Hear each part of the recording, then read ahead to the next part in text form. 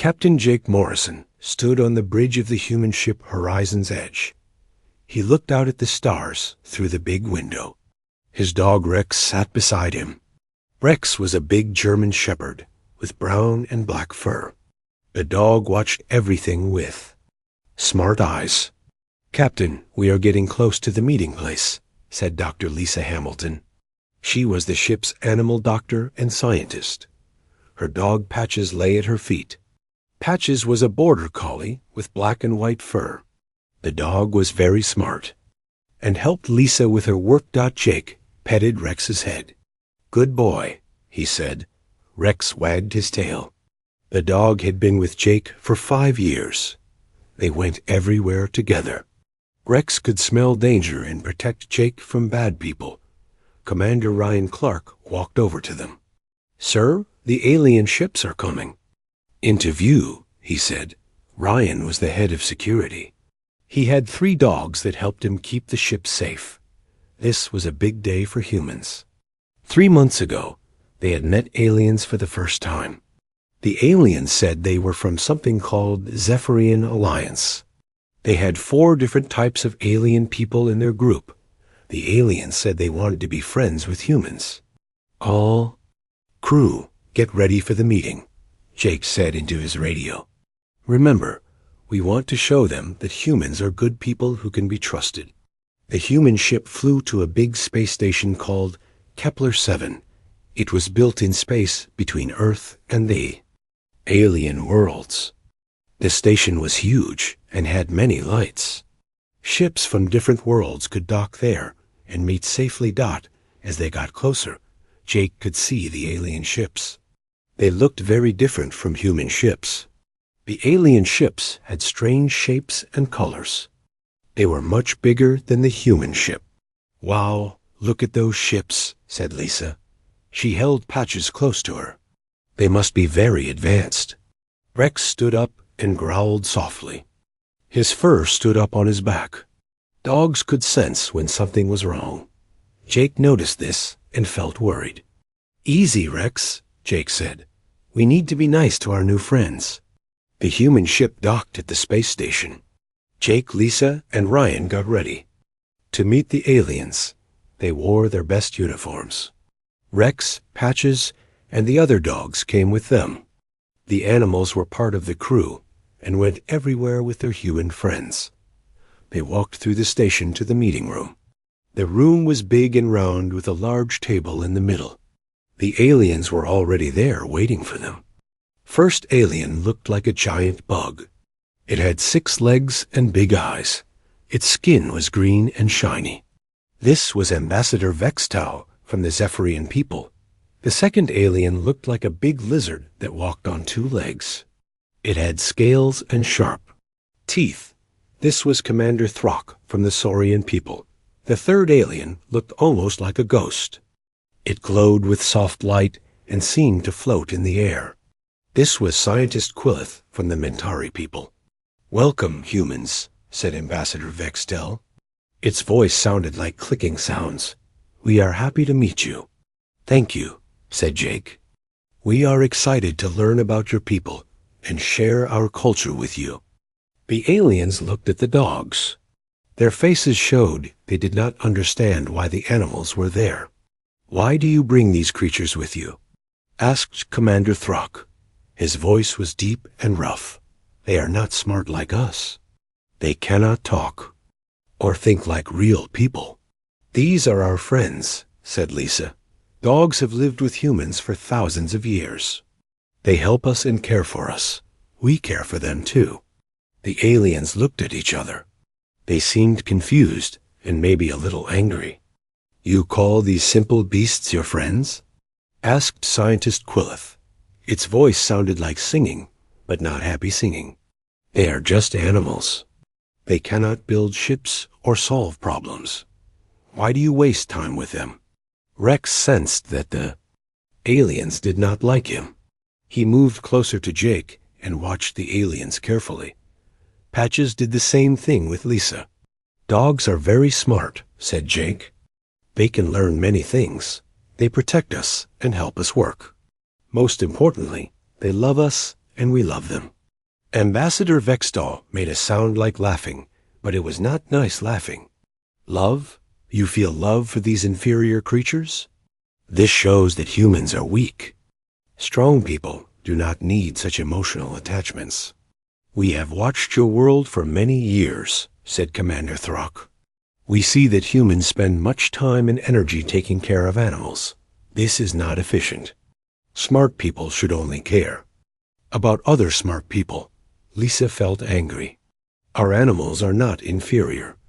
They have feelings and thoughts. They are loyal and brave.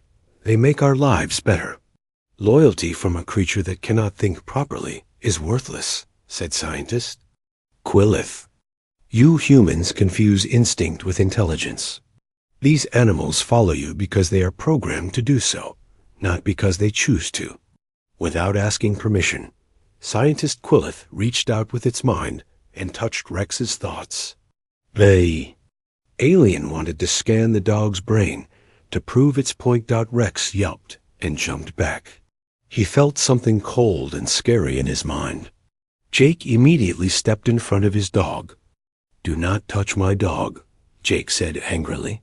"You had no right to do that." The aliens were surprised by Jake's reaction. They could not understand why a human would get angry to protect an animal. "We were simply demonstrating the primitive nature of the creature's mind," said Scientist Quillith. "It thinks only of basic needs like food and safety. It has no complex thoughts or plans." "That does not give you the right to hurt him," said Jake. He knelt down and petted Rex. "Are you okay, boy?" Rex licked Jake's hand and wagged his tail. Even though he was scared, the dog trusted his human friend completely. The aliens watched this interaction with confusion and disgust. They whispered to each other in their own languages. "Perhaps we should end this meeting for today," said Ambassador Vextall. "We need to discuss what we have learned about human culture." As the humans left the meeting room, they could hear the aliens talking about them. The aliens did not understand why humans cared so much about animals. They thought it made humans weak and stupid. "That did not go well," said Ryan as they walked back to their ship. "No, it did not," agreed Jake. "But we will not abandon our friends to make them happy. Rex and the other animals are part of our crew and our family." Rex looked up at Jake and wagged his tail. He did not understand all the human words, but he knew that Jake would always protect him. Just as Rex would always protect Jake, back in their ship, the humans felt worried. The aliens seemed powerful and smart, but they were also cold and mean. They did not understand friendship or love. "I hope we can still be friends with them," said Lisa as she hugged Patches.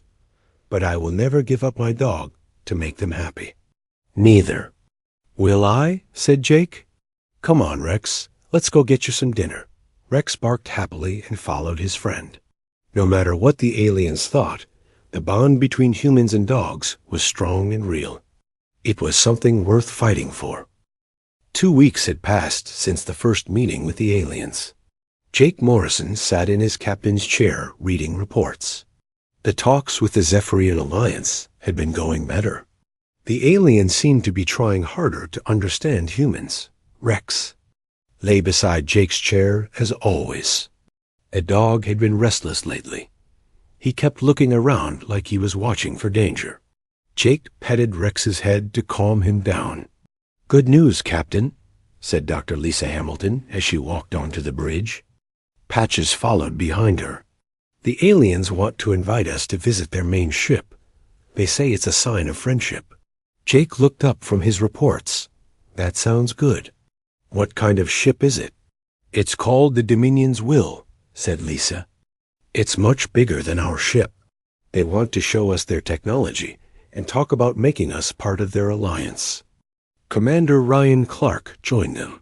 "Sir, I got the official invitation. They want you, Dr. Hamilton, and me to come aboard their ship tomorrow. The tour will take most of the day." "What about our animals?" asked Jake. "Rex goes everywhere with." Ryan shook his head. "That's the problem, sir. The aliens specifically said no animals allowed. They say their ship is not designed for creatures like our dogs. Jake frowned. He did not like leaving Rex behind. The dog had been with him for years and helped keep him safe. I don't feel good about this. I know, sir, said Ryan. But if we want to join their alliance, we need to show them we can follow their rules sometimes. Lisa looked down at Patches. I don't want to leave her either. But maybe this is a chance to show them how advanced their technology is. If we can prove we're smart enough to learn from them, maybe they'll respect us more. Jake thought about it for a long time. Finally, he nodded. Okay, we'll go. But I want extra security watching our ship while we're gone. The next morning, Jake got ready for the visit. He put on his best uniform and made sure he looked professional.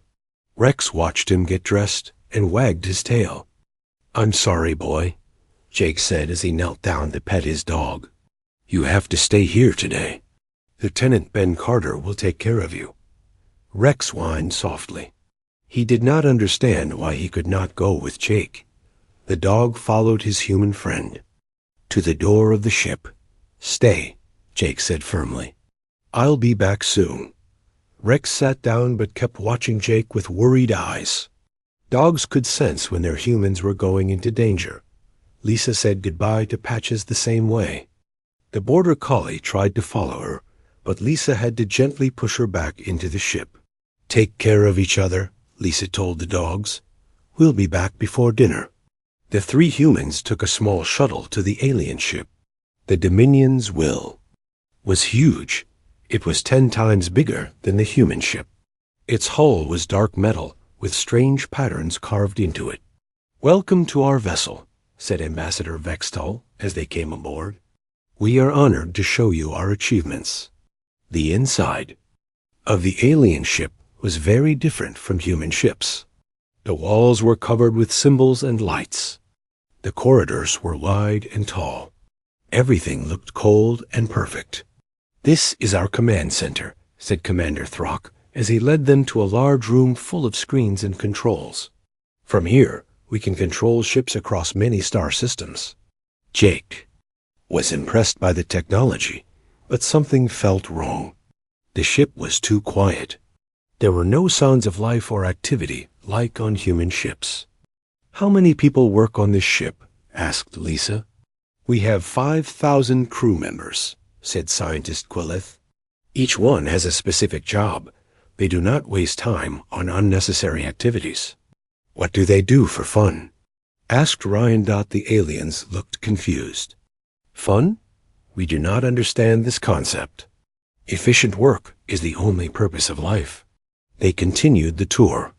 The aliens showed them weapons that could destroy entire planets. They showed them machines that could change the weather on worlds. They showed them computers that could control the thoughts of other species. This is how we have built our alliance, said Ambassador Vextol proudly. When we find new worlds, we evaluate them. If they are useful, we improve them. If they are not, we remove them. Remove them? Asked Jake. What does that mean? We eliminate unnecessary elements, said Commander Throck. Weak species that cannot contribute to our goals are recycled into useful materials. Lisa felt sick. You kill entire species?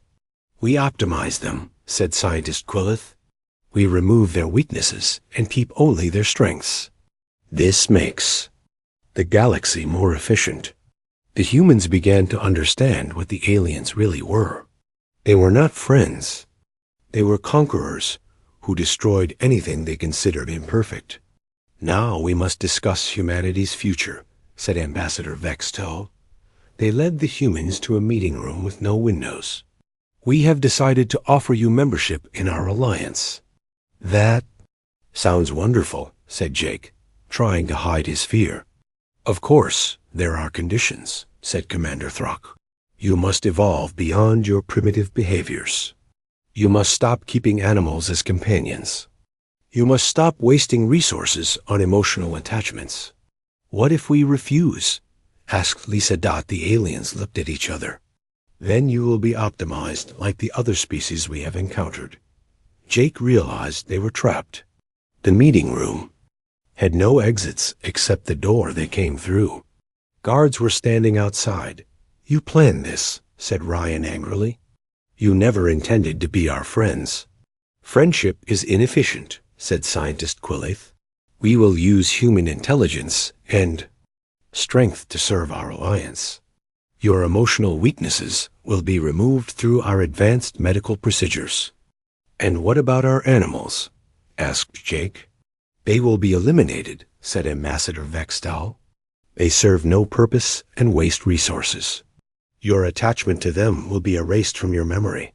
Jake felt rage building inside him. You will not hurt my dog. Your dog is already being dealt with, said Commander Throck. Our ships are surrounding your vessel. Soon, all the animals will be destroyed, and your crew will be brought here for processing. On the screens around the room, the humans could see their ship. It looked small and helpless, surrounded by large alien vessels. Rex, Jake whispered. He thought about his loyal dog, waiting for him to come home. Rex trusted him completely. The dog would be confused and scared when the aliens attacked. You monsters, said Lisa. Those animals never hurt anyone. They only wanted to love and be loved. Love is a weakness, said Scientist Quillith. We will cure you of this disease. The aliens left the humans alone in the room.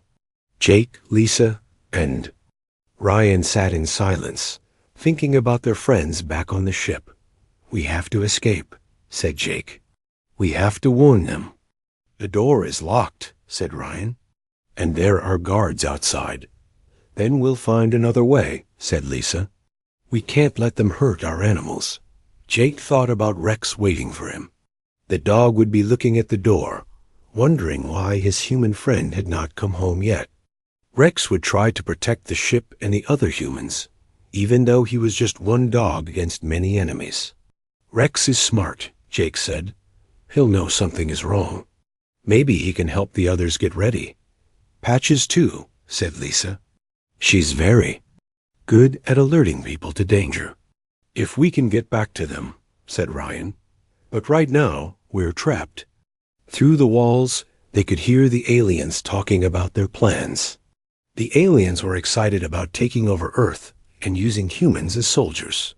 They talked about the animals like they were garbage to be thrown away. Jake made a promise. To himself. He would escape and get back to Rex. He would protect his dog and all the other animals. The aliens thought love was weakness, but Jake knew it was strength. We'll get out of here, he told his friends, and we'll show these aliens what happens when you threaten our family. Outside, the alien ships moved closer to the human vessel. The trap was closing, but the aliens did not know about the intelligence and loyalty of the animals. They planned to destroy. Rex was still watching the door, waiting for Jake to come home. The dog's ears were up and alert. He could sense that something bad was about to happen. Soon, the real battle would begin, and the aliens would learn that they had made a terrible mistake when they decided to threaten the bond between humans and their animal friends. Back on the human ship Horizon's Edge, Lieutenant Ben Carter was in charge while Captain Morrison was away. He sat in the captain's chair and watched the screens. Everything seemed normal, but he felt worried. Rex paced back and forth near the door to the bridge. A big German shepherd had been restless all morning. He kept looking toward the alien ships and whining softly. What's wrong, Rex? Asked Ben. Your human friend will be back soon. Rex looked at Ben with intelligent eyes. The dog walked to the communication controls and barked once. Then he walked back to the door and barked again. Dr. Amy Foster came onto the bridge. She was the ship's animal doctor and took care of all the pets when their owners were busy. Rex has been acting strange all day, she said. So have the other animals. Ben looked around the bridge. Patches was supposed to be sleeping in Dr. Hamilton's chair, but instead she was sitting up and staring at the main screen. The ship's cat, Whiskers, was on top of the weapons control panel. She never sat there. "Maybe they miss their owners," said Ben. "I thought so too," said Amy. "But this is different. They're all acting like they're scared of something." In the lower decks, Chief Engineer Tony Rodriguez was working on the ship's power systems. The 3 security dogs that belonged to Commander Clark were with him. Normally, they would be sleeping or playing. Instead, they were all standing at attention, looking up at the ceiling. "What are you guys looking at?" Tony asked. He followed their gaze but saw nothing unusual. One of the dogs, a German shepherd named Bruno, walked over to a wall panel and scratched at it. The dog whined and looked back at Tony. "You want me to open this?" Tony asked. He removed the panel and found the usual wires and circuits. But Bruno kept scratching and whining. Tony looked more carefully. Behind the normal equipment, he saw something that should not be there. It was a small device with blinking lights. The device was so tiny that a human might miss it, but the dogs could smell it. "What is this thing?" Tony wondered. He carefully removed the device and took it to the science lab. On the bridge, Rex was getting more agitated. He ran to Lieutenant Carter and barked loudly. Then he ran to the communication controls and barked again. "I think he's trying to tell us something," said Amy. "Dogs can hear sounds that humans cannot. Maybe he's hearing something from the alien ships." Ben activated the ship's sensors and scanned the area around them. "I don't see anything unusual. The alien ships are still in the same position." Patches suddenly jumped up from her chair and ran to the main computer terminal. She put her paws on the controls and barked at the screen. "She's never done that before," said Amy. "Border collies are very smart. She might be trying to warn us about something." Whiskers, the ship's cat, jumped down from the weapons panel and ran to the air vents. She meowed loudly and scratched at the metal grating. "All the animals are acting weird," said Ben. "Maybe we should call the captain." He tried to contact Captain Morrison on the alien ship, but got no response. That's strange. The communication system should be working. Down in the science lab, Tony had connected the strange device to the ship's analysis computer. The results made him worried. The device was designed to listen to conversations and send information to the alien ships. "They've been spying on us," he said to himself. He searched other parts of the ship and found more devices. The aliens had been listening to everything the humans said. Tony ran to the bridge with his discovery. "Lieutenant, we have a problem. The aliens planted listening devices all over our ship." Ben looked at the tiny device. "How did they get these aboard?" "They must have put them there during the first meeting," said Tony. "But that's not the worst part. These devices are sending out high-frequency signals. The animals can hear them, but we cannot." Amy knelt down beside Rex. "Is that what's bothering you, boy? You can hear the alien signals?" Rex looked at her and whined. He walked to the main screen and barked at the images of the alien ships. "He's trying to tell us the aliens are dangerous," said Amy. "All the animals are trying to warn us." Patches ran to the communication controls and barked repeatedly. She was trying to show the humans how to call for help. "She wants us to send a message," said Ben. "But to who?" Tony checked the ship's systems. "The aliens have been blocking our long-range communications. We can't contact Earth or other human ships." Whiskers meowed loudly from the air vents. She had found something else. Amy followed the cat and discovered more alien devices hidden in the ship's air system. "They can see and hear everything we do," said Amy. "We're being watched all the time." Ben felt scared. "If they're spying on us, why? What are they planning?" Rex ran to the weapons controls and barked. The dog had been trained to help with security. He knew the difference between normal operations and danger. He thinks we're about to be attacked, said Amy. Dogs have instincts that humans have lost. If Rex thinks we're in danger, we should listen to him. Bruno and the other security dogs came running onto the bridge. They were all barking and looking at the main screen. Their pack instincts told them that their human friends were in trouble. The captain, Dr. Hamilton, and Commander. Clark, said Ben. Something has happened to them. Tony worked frantically on the ship's computers. I'm trying to scan the alien ship, but they're blocking our sensors. Patches ran to the backup communication system. She had watched Dr. Hamilton use it many times. The smart border collie began pushing buttons with her nose. She's trying to activate the emergency beacon, said Amy. Lisa trained her to help with the equipment. Ben watched in amazement as Patches continued working the controls. Can she actually operate the communication system? Border collies are incredibly intelligent, said Amy. And Patches has been watching Lisa work for years. She might be able to do it. Rex suddenly ran to the main screen and barked loudly. On the display, they could see the alien ships moving closer to the human vessel. They're surrounding us, said Ben. It's a trap. Whiskers hissed and ran to the weapons panel. The cat had noticed something the humans missed. The alien ships were charging their weapons. Battle stations, yelled Ben. All crew to emergency positions. The ship's alarm began to sound. All over the vessel, humans ran to their posts. The animals followed their human friends, ready to help in any way they could. I still can't contact the captain, said Tony. The aliens are blocking all our communications.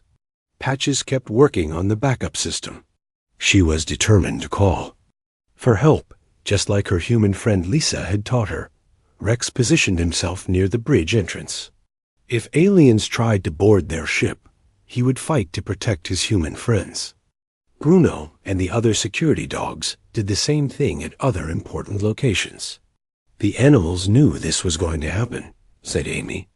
They tried to warn us, but we didn't understand fast enough. At least we have some warning now, said Ben. If they hadn't alerted us, we would have been completely surprised. On the main screen, the alien ships completed their formation around the human vessel. The trap was ready to close. They're going to attack, said Tony. We need to get ready to defend ourselves. Rex barked once and looked at Ben. The dog's eyes were calm and determined. He was ready to protect his pack, just like his ancestors had protected their human families for thousands of years. You're right, Rex, said Ben. We won't give up without a fight. The animals had given the humans a chance to prepare for battle. Now it was time to see if the bond between humans and animals was strong enough to survive the alien attack. Patches finally managed to activate the backup communication system. A weak signal began broadcasting into space, calling for help from any human ships that might be listening. Good girl, Patches, said Amy. You might have just saved us all. The battle was about to begin. The aliens thought they were attacking a helpless ship, but they did not know about the intelligence and loyalty of the animals aboard.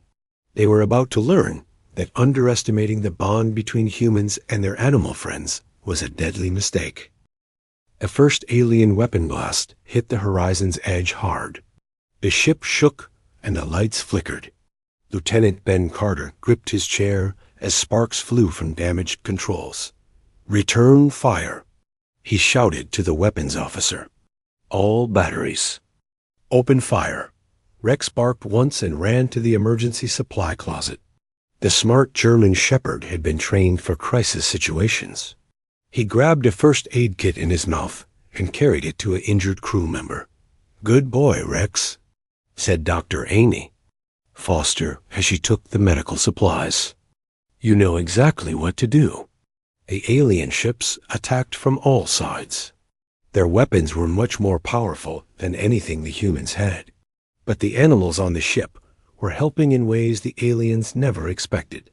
Patches ran through the corridors, leading repair teams to damaged areas. The border collie could hear problems with the ship's systems before the computers detected them. Her sharp ears picked up the sound of broken pipes and failing circuits.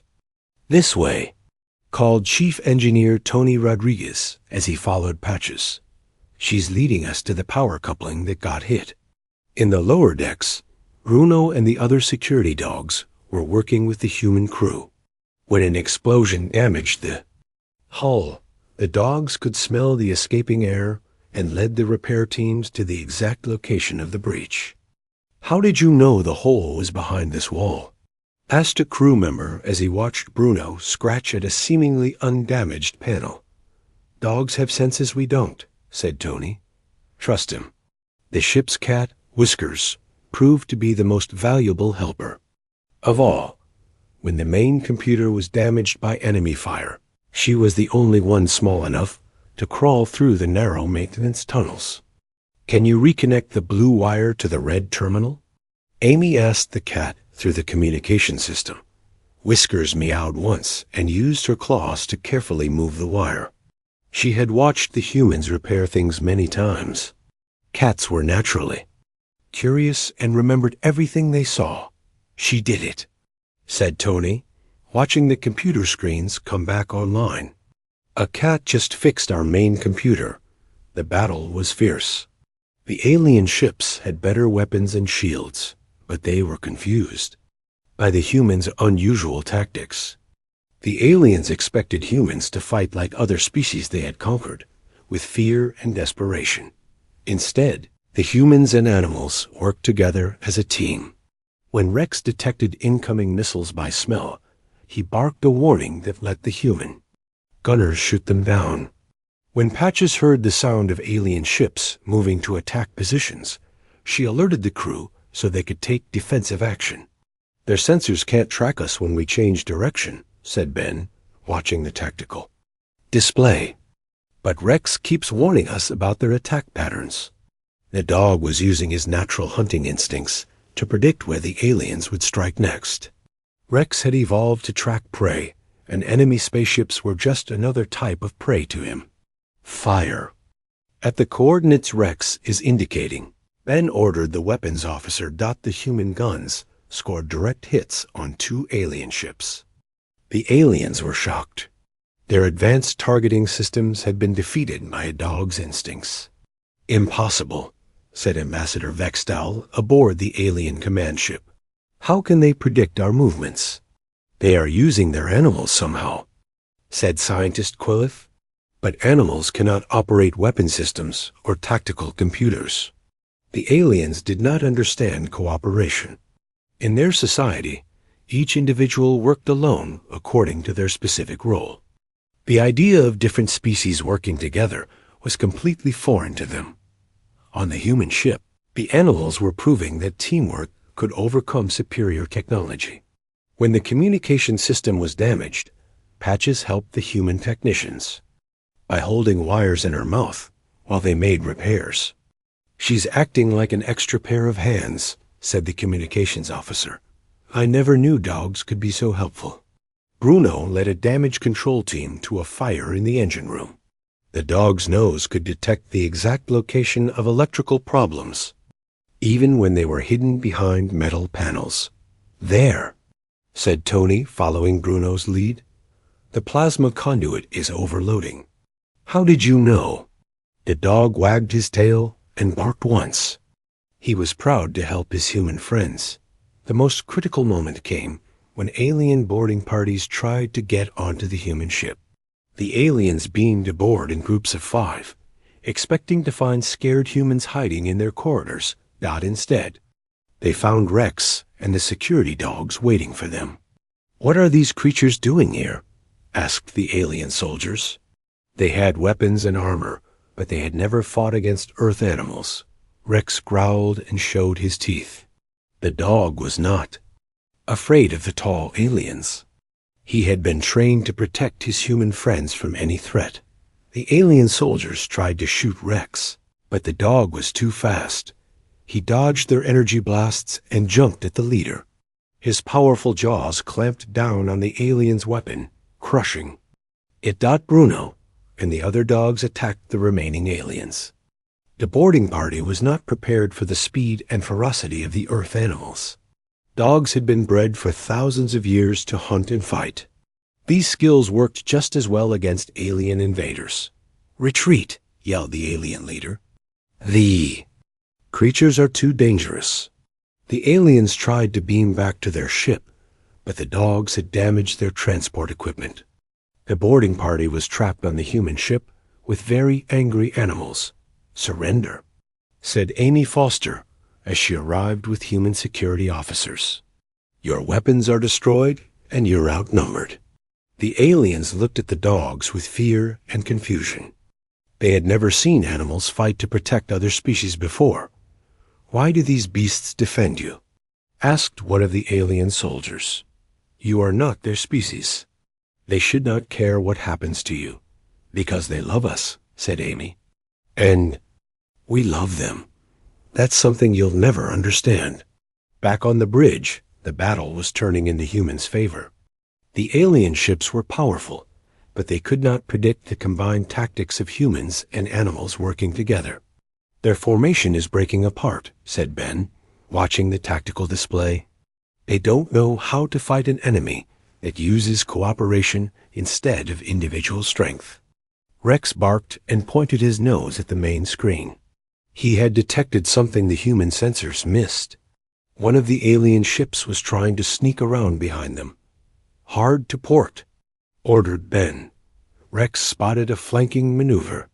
The ship turned, just in time to avoid a devastating attack. The human weapons fired back and destroyed the alien ship that had tried to surprise them. "How did he know?" asked the weapons officer. "Dogs can smell things across great distances," said Amy.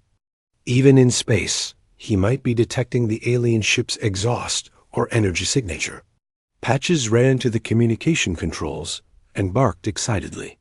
She had been working to fix the long-range communication system while the battle raged around. She's got the emergency beacon working," said Tony. "Look at the display." On the screen, they could see signals from other human ships. The fleet was coming to help.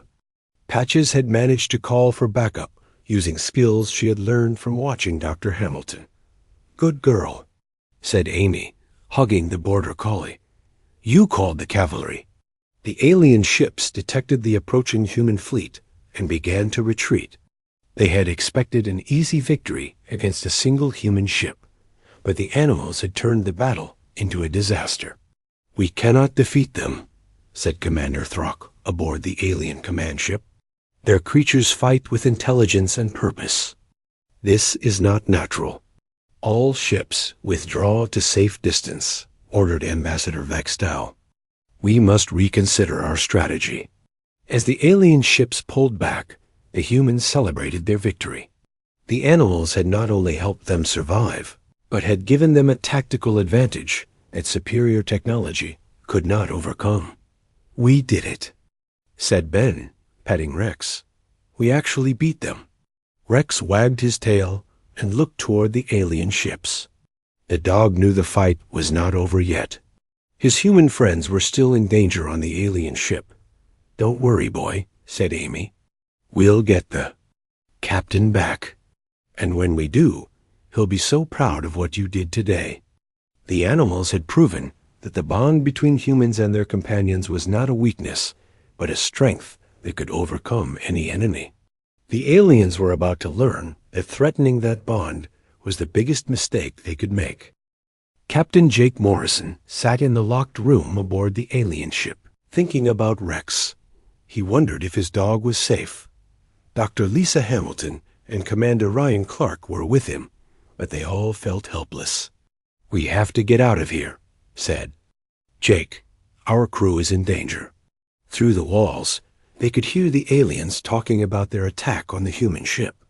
The aliens were confident that their superior weapons would quickly destroy the horizon's edge and all the animals aboard. "The humans and their pets will be eliminated within minutes," said Ambassador Vextal's voice. "Then we can begin processing." "The survivors?" Jake felt angry. "Pets? Rex isn't a pet." He's my partner and friend. That's what they don't understand, said Lisa. They see our animals as property instead of family members. Ryan was examining the walls of their prison. The door is sealed, but maybe there's another way out. Jake noticed that the room's air vent was large enough for a person to crawl through. Lisa, you're the smallest. Can you fit through there? I think so, said Lisa. Where does it lead? Hopefully, to somewhere we can escape from, said Ryan. It's worth a try. Lisa climbed up to the air vent. The metal grating was held by simple bolts. She used her belt buckle to loosen them. Got it, she whispered. She crawled into the vent while Jake and Ryan waited. The air ducts were dark and narrow, but Lisa was determined to save her friends and get back to Patch's Dot. After 10 minutes, the door to their prison opened. Lisa had found the control room and unlocked their cell. How did you do that? Asked Jake. Aliens are very smart, but they're not creative, said Lisa. They never thought someone would crawl through the air vents because it's not logical or efficient. The three humans moved quietly through the alien ship.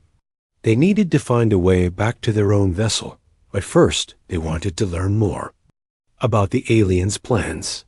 They found a computer terminal, and Lisa worked to access the alien files. Jake, you need to see this, she said, pointing at the screen. The computer showed records of dozens of worlds the aliens had conquered. Each planet had different species living on it, but they all had one thing in common. The aliens had eliminated any creatures that worked together with other species. They destroy cooperation, said Ryan. Any species that forms bonds with other life forms gets wiped out. That's why they hate our animals, said Jake. We prove that different species can work together successfully. The files showed that the Zephyrian Alliance was afraid of cooperation between species. Their entire empire was built on the idea that each type of creature should serve a specific function alone. Look at this, said Lisa, pointing to another file. They've been planning to use humans as soldiers, but only after they remove our ability to form emotional bonds. Jake felt sick. They want to turn us into emotionless warriors like them. Suddenly, alarms began sounding throughout the alien ship. Through the windows, they could see the battle raging around the horizon's edge. Our ship is fighting back, said Ryan. They're not giving up. On the alien communication screens, they could hear confused reports from the alien commanders. The human animals are interfering with our targeting systems, reported one alien captain. We cannot achieve weapon locks. Impossible, replied Ambassador Vextel. Animals cannot operate technology. They are not operating it, said the captain. But they are helping the humans predict our movements and detect our ships. Jake smiled. Rex is out there helping the crew. I knew he would protect them. The three humans watched as their ship fought against overwhelming odds. The aliens had better weapons, but the humans were using tactics the aliens had never seen before. Their coordination is unprecedented, said another alien voice. The humans and animals are working as a single unit. This is why we must eliminate the animals, said scientist Quillith. They make the humans too dangerous. Jake had heard enough. We need to stop them and get back to our ship. They made their way to the alien ship's communication center. Lisa worked on the computers while Jake and Ryan watched for guards. I'm sending a message to our ship, said Lisa, telling them we're alive and trying to escape. Can you do anything else with their systems? Asked Ryan. Lisa studied the alien technology. Maybe. Their computers are very advanced, but they're also very rigid. They can't adapt to unexpected inputs. She began typing commands that confused the alien computers. The systems were designed to handle logical, efficient operations. Lisa's creative and chaotic inputs caused errors throughout the ship. What are you doing? Asked Jake. I'm teaching their computers to be confused, said Lisa. Just like Patches taught me that sometimes the best solution isn't the most logical one. The alien ship's lights began flickering. Their weapon system started firing randomly. The navigation computers couldn't decide which direction to go. "The humans have infected our systems," yelled an alien voice over the ship's communication system. "That's impossible," said Ambassador Vextel. "Our computers are protected against all known forms of attack." "But not against creativity," said Lisa with a smile. "Animals taught us to think outside the box." The three humans ran toward the shuttle bay while the alien ship's systems failed around them. They needed to get back to the horizon's edge before the aliens figured out how to fix their computers. They reached the shuttle bay just as alien guards discovered their escape. Jake, Lisa, and Ryan fought their way to a small alien transport ship. "Do you know how to fly this thing?" asked Ryan. "It can't be too different from our ships," said Jake as he examined the controls. "Besides, Rex taught me that sometimes you have to trust your instincts instead of overthinking everything." The small ship launched from the alien vessel, just as the horizon's edge broke free from the surrounding alien ships. The battle had turned in the humans' favor. "Captain," came Lieutenant Carter's voice over the radio. "Thank God you're alive." "Ben, what's the situation?" asked Jake. "The animals saved us, sir," said Ben. "Rex warned us about the attack. Patches fixed our communications.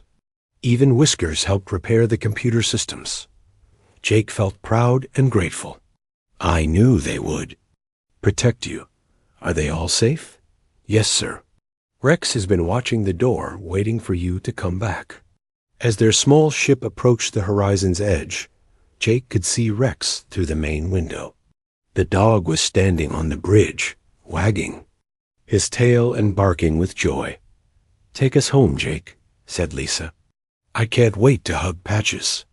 They docked with their ship and ran to the bridge. Rex jumped on Jake and licked his face. The dog was so happy to see his human friend that he couldn't stop wiggling. "Good boy, Rex," said Jake, hugging his dog. "You protected everyone while I was gone. You're a hero." Patches ran to Lisa and spun in circles with excitement. The border collie had missed her human friend terribly, but she was proud of how she had helped save the ship. "You called for backup, didn't you, girl?" said Lisa. "Such a smart dog." Around them, the crew was celebrating their victory. The alien ships were retreating, confused and damaged by their encounter with human-animal cooperation. "Sir," said Ben, "we're receiving a message from the alien fleet." On the main screen, Ambassador Vextel appeared. The alien looked angry and confused. "Humans," said the alien, "we do not understand what happened. Your animals should not have been able to help you fight us." "That's because you don't understand love and loyalty," said Jake. "Our animals didn't help us because we trained them to. They helped us because they chose to." "Choice is inefficient," said the alien. "Loyalty without programming serves no purpose." "You're wrong," said Lisa. "The bond between humans and animals is based on mutual respect and care. We protect each other because we want to, not because we have to." Scientist Quillith appeared on the screen beside the ambassador. "We have analyzed your battle tactics. Your animals provided advantages that our computers cannot calculate." "Because friendship can't be programmed," said Jake. "Rex didn't warn you about your attacks because his software told him to. He did it because he loves us and we love him." The aliens looked at each other with confusion. They had built their entire civilization on the idea that efficiency and logic were the only things that mattered. "Your offer to join our alliance is withdrawn," said Ambassador Vextel. "You are too dangerous with your animal companions." "Good," said Jake. "We wouldn't want to join a group that destroys the bonds between friends." "This is not over," said Commander Throck. "We will find a way to separate you from your creatures." "Try it," said Ryan. "You'll discover that threatening our animals is the biggest mistake you can make." The alien ships jumped to faster-than-light speed and disappeared. The immediate threat was over, but the humans knew the aliens would be back. "What do we do now?" asked Ben. Jake looked around the bridge at his crew and their animal companions. Rex sat beside his chair, alert and ready for whatever came next. Patches was helping Lisa review the battle data. Even Whiskers was sitting on the communication console, watching for any signs of danger. "Now we go home," said Jake. "And we tell Earth that there are aliens out there who want to destroy everything that makes us human." "Including our animals," added Lisa. "Especially our animals," said Jake. "But they learned today that the bond between humans and our animal friends is stronger than any weapon they have." Rex barked once and wagged his tail. The dog didn't understand all the human words, but he knew that his